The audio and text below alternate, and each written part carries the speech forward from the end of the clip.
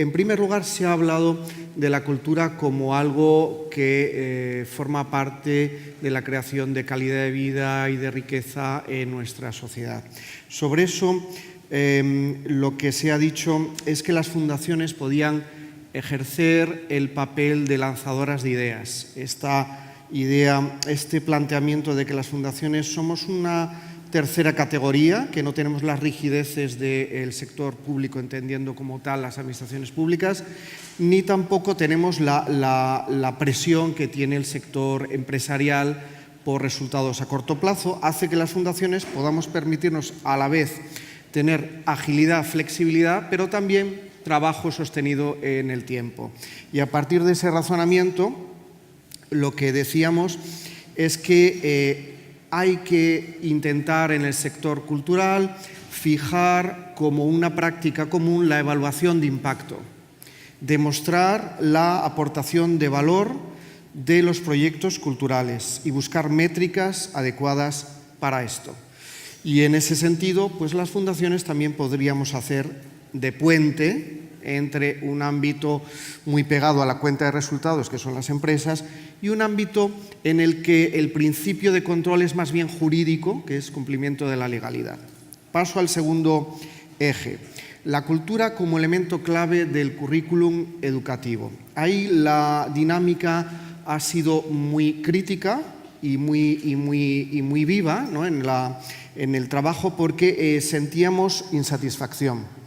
Insatisfacción que se puede plasmar en la idea de que nuestro sistema educativo está demasiado presionado, que ni los docentes ni los niños tienen libertad, no tienen tiempo para hacer las cosas como pueden ser cosas como experiencias significativas de cambio en la vida de las personas. Por lo tanto, la primera idea es la de suprimir rigideces del sistema y tanto en cuanto a las materias como a los objetivos docentes que tienden hacia lo utilitario, como comentaba Miguel Ángel Sancho también antes de esta sesión. Las fundaciones pueden proponer modelos, pero aquí no podemos entrar normalmente. Las fundaciones es un sector muy regulado, muy de administración, y difícilmente podemos entrar, pero podemos generar con algunos casos que sean ejemplos, modelos significativos en los cuales la cultura se convierte en algo no decorativo, sino sustancial de lo que es el aprendizaje en general. En mi caso, que trabajo en el ámbito de la lectura, indudablemente para nosotros la lectura es el canal transversal para toda la experiencia educativa, buscando también emocionar, no solo transmitir conocimientos, por supuesto.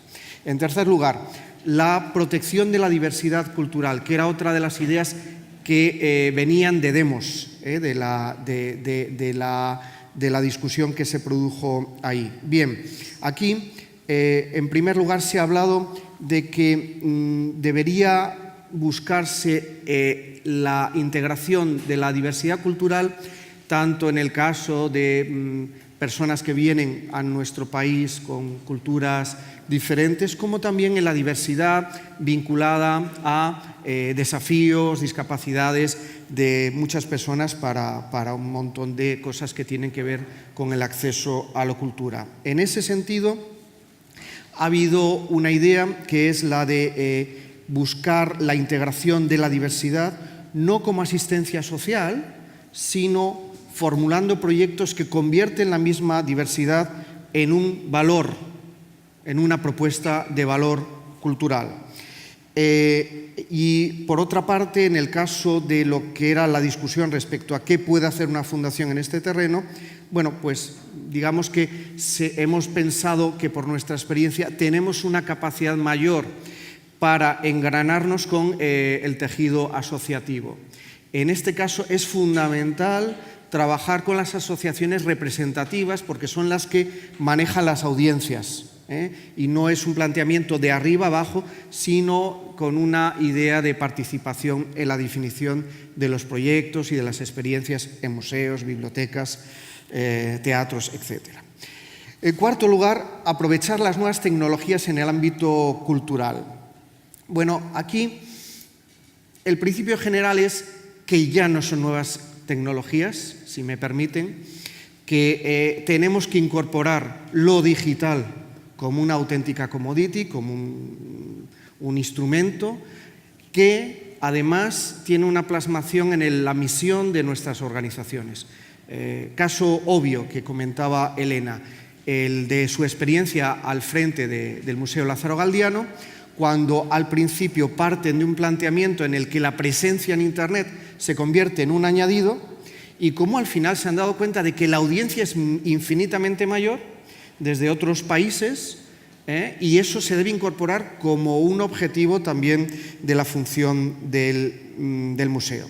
En segundo lugar, planteamos la conveniencia de apalancarnos, es decir, aprovechar, impulsarnos, apalancarnos en lo digital desde la flexibilidad que nuestras organizaciones pueden tener. Por ejemplo, para generar redes de viralización, para generar redes que potencien nuestra marca, que potencien nuestros proyectos y que conviertan a nuestras audiencias en defensores de lo que vamos haciendo. En tercer lugar, el correlato de esto, a nosotros como fundación también nos importa mucho, estoy acabando, es potenciar lo físico, curiosamente, el espacio físico. Esto es lo que pasa con la biblioteca, si se concibe como un contenedor de contenidos, lo puedes estar matando en 5 años. Entonces, se trata de hacer diseños, hacer UX de experiencias para los usuarios y aquí también vincularlo a nuevas métricas. Y por último, la parte final en la que no hemos sido tan creativos porque es el ámbito de la regulación.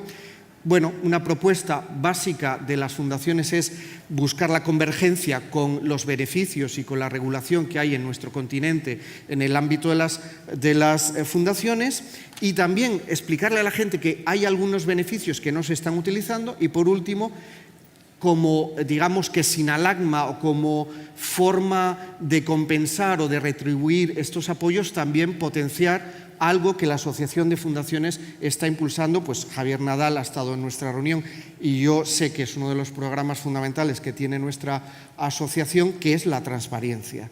Transparencia, explicando lo que hacemos con los presupuestos y explicando lo que conseguimos con nuestros proyectos culturales. Y con esto yo acabaría la exposición de lo que hemos hecho esta mañana. Muchas gracias, Luis.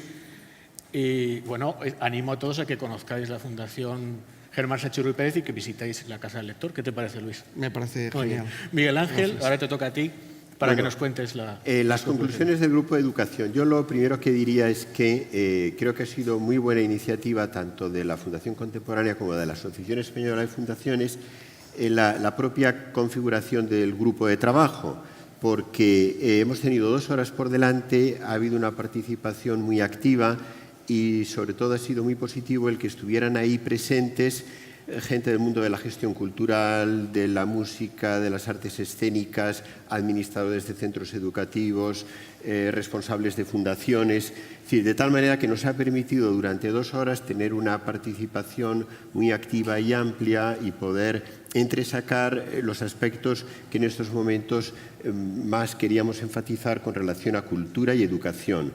Ha estado todo presidido por una idea central, que es poner énfasis, subrayar la importancia de la dimensión artística y cultural en la educación. Eso como un asunto clave y fundamental.